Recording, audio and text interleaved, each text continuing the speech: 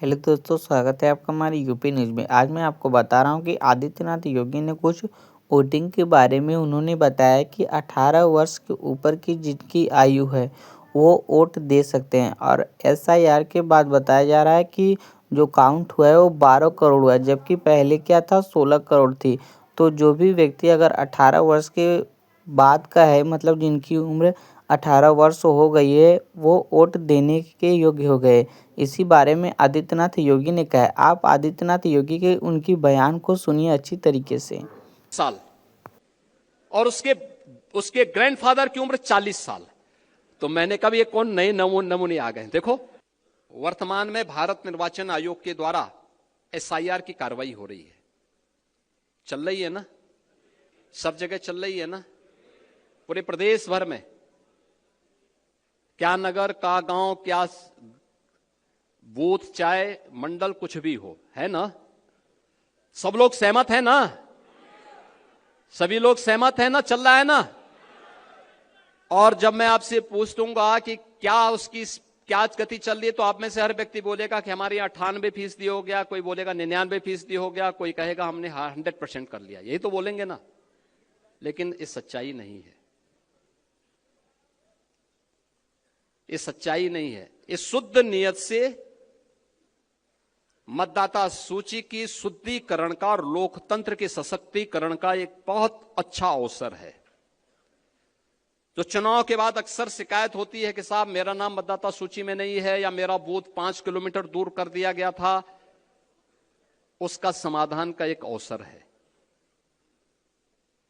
और वो अवसर इसलिए मैं कह रहा हूं, उत्तर प्रदेश की आबादी है 25 करोड़। कितनी है? 25 करोड़।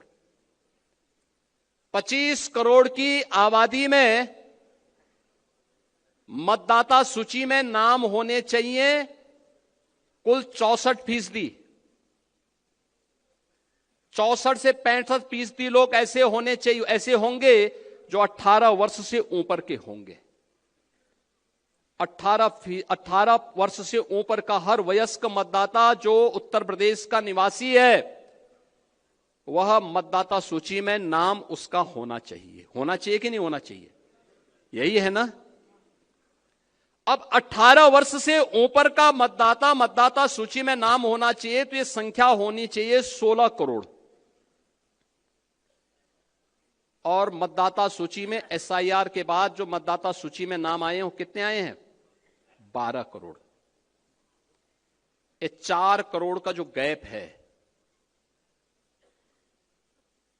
2025 की जो मतदाता सूची थी, जनवरी 2025 की, उसमें कुल नाम थे 15 करोड़ 44 लाख।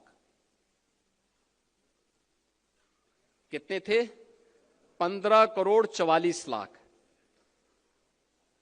1 जनवरी 2026 को जो भी युवा 18 वर्ष का होगा वह मतदाता बनने का हकदार होगा।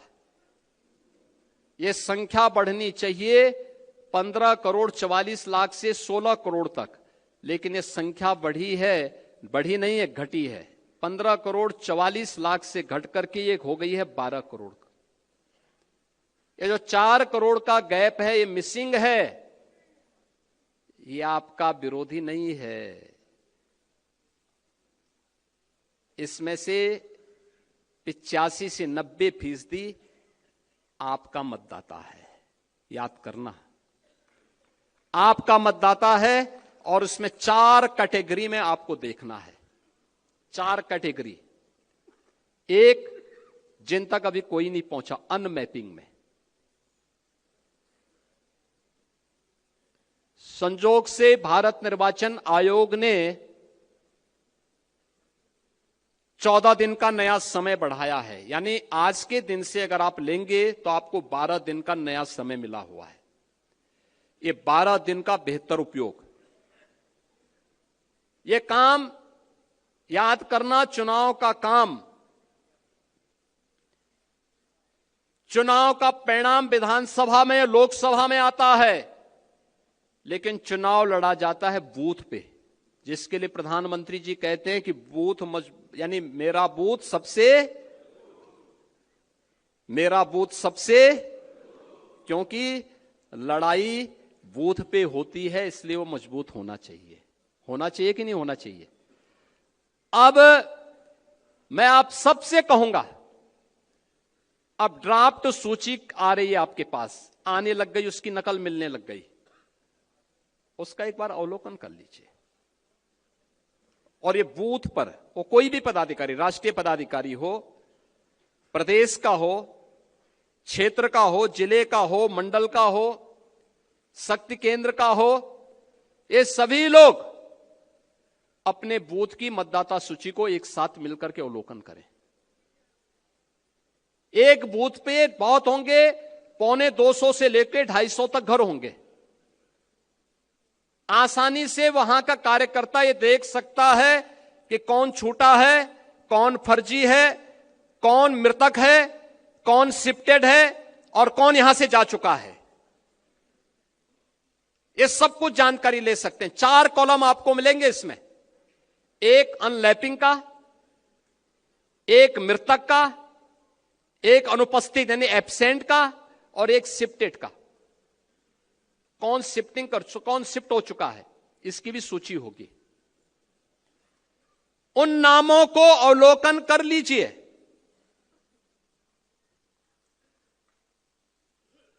देखिए, मैं अभी गया था एक जनपद में, वहां की मतदाता सूची में जो एसआईआर के फॉर्म भरे हैं बहुत सारी विरोधियों ने, उसमें कुछ बांग्लादेशियों के भी नाम है। आप मुझे बताइए, एक जगह तो ये भी मैंने देखा, एक सज्जन का नाम था, उसकी उम्र 20 साल, उसके पिता की उम्र 30 साल और उसके ग्रैंडफादर की उम्र 40 साल। तो मैंने कहा ये कौन नए नमूने आ गए। देखो, आप जब देखेंगे तब आप मुझे बताइए, 10 साल की उम्र में किसी का बच्चा होगा क्या? लेकिन यह भी फॉर्म भरा गया है।